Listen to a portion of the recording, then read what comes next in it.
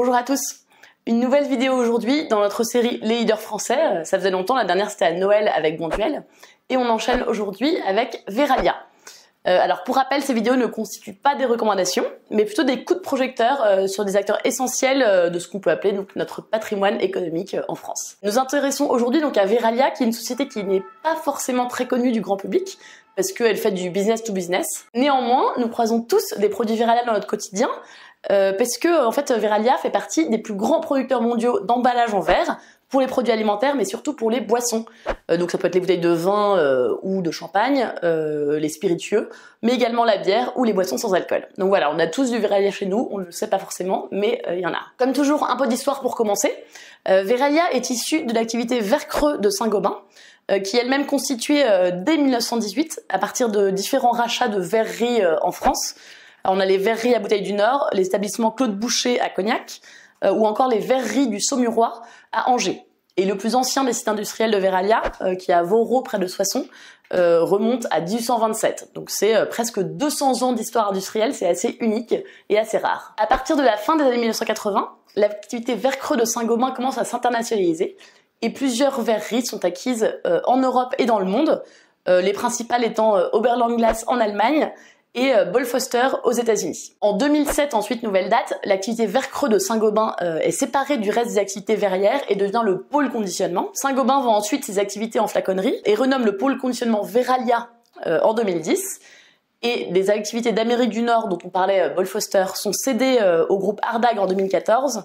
Et en 2015, Verallia est racheté à Saint-Gobain par le fonds d'investissement Apollo et par la BPI et devient un groupe indépendant. Et elle est introduite en bourse en 2019, donc il y a très peu de temps, et est cotée sur Euronext. À ce sujet, on parle beaucoup des droits de régression en ce moment. Pour Verallia, ce n'est pas un outil significatif parce qu'on a 2 ans d'histoire de cotation, donc ça ne permet pas de tirer des conclusions intéressantes de cette évolution de cours. Verallia aujourd'hui, qu'est-ce que c'est? C'est un groupe mondialisé qui est présent industriellement dans 11 pays, avec 32 sites de production verrière. C'est une industrie où le transport est important, donc Verallia adapte sa production aux spécificités locales. Par exemple, en Europe du Sud et de l'Ouest, Verallia va principalement produire des bouteilles de champagne ou des bouteilles de vin, et également quelques contenants pour spiritueux. Pour le coup, c'est un segment qui est porté par les exportations, mais les clients sont bien basés en Europe du Sud et de l'Ouest. En Europe du Nord et de l'Est, en revanche, les activités sont principalement orientées vers la production de bouteilles de bière. Là encore, c'est un marché qui est plus consommateur de bière que le nôtre. Et également des pots et des bouteilles pour le marché alimentaire. Et par exemple, en Amérique latine, là encore, ça va être la bière qui va dominer, donc notamment au Brésil, et suivi de près par les bouteilles de vin en verre pour le marché argentin, qui est très producteur de vin, etc. Donc voilà vraiment des zones de production différenciées par région.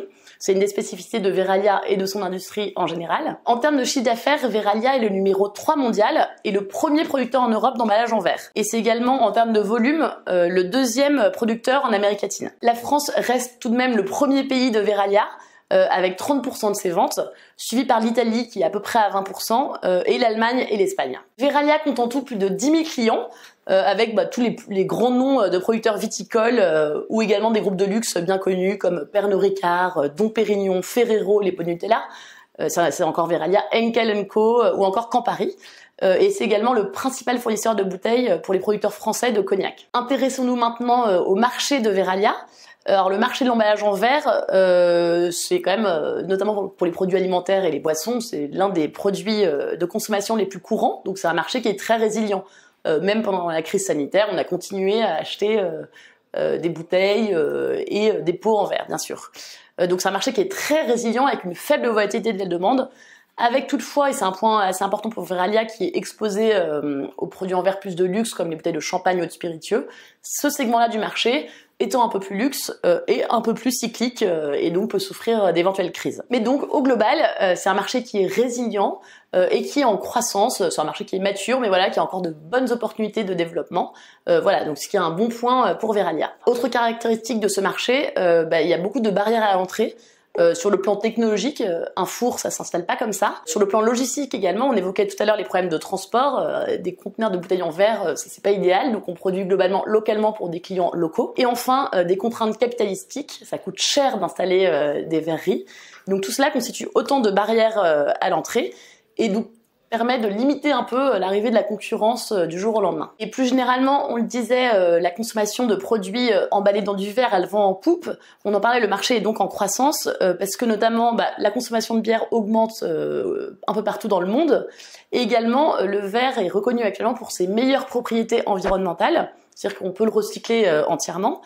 Et également, il a un caractère inerte qui fait que c'est l'emballage le plus neutre et qui préserve le mieux le goût d'un produit comparé par exemple à une canette ou à un emballage en plastique. Et donc tout ça, cette capacité également à préserver la saveur exactement comme prévu, lui donne aussi une image plus premium, ce qui est également un bon point pour le verre et pour l'emballage en verre, qui donc connaissent une bonne croissance ces dernières années et une croissance qui devrait continuer à se prolonger. Alors bien sûr, la première concurrence pour les emballages en verre et pour Verallia, ce sont les autres types d'emballages. On peut penser bien sûr aux canettes pour les sodas ou les bières, aux bouteilles en plastique par exemple pour les bouteilles d'eau minérale ou de jus de fruits, ou encore dans le cas du vin, à ce bon vieux cubi qu'on appelle de manière plus conventionnelle le bag-in-box, et qui connaît un certain succès ces derniers temps sur la consommation de vin. Un autre type de concurrence pour Verallia, ça va être les consignes de verre. Forcément, le verre qui est recyclé, on n'a pas besoin de produire du nouveau verre. Et enfin également, bien sûr, la concurrence pour Verallia, ce sont les autres grands producteurs de verre.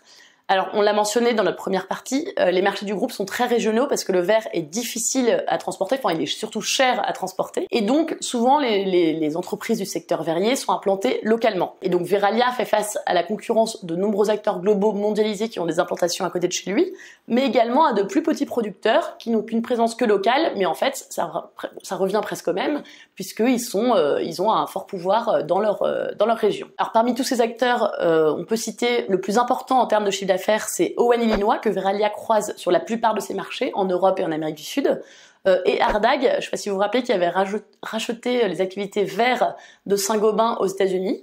Donc une partie de ces activités sont Verallia et sont maintenant en concurrence avec notre Verallia français. Et également, on peut mentionner des groupes plus européens comme Vidrala, Beavidro ou encore Vetropack. Face à toute cette concurrence, Verallia a plusieurs atouts, mais aussi, et on en parlera, quelques faiblesses.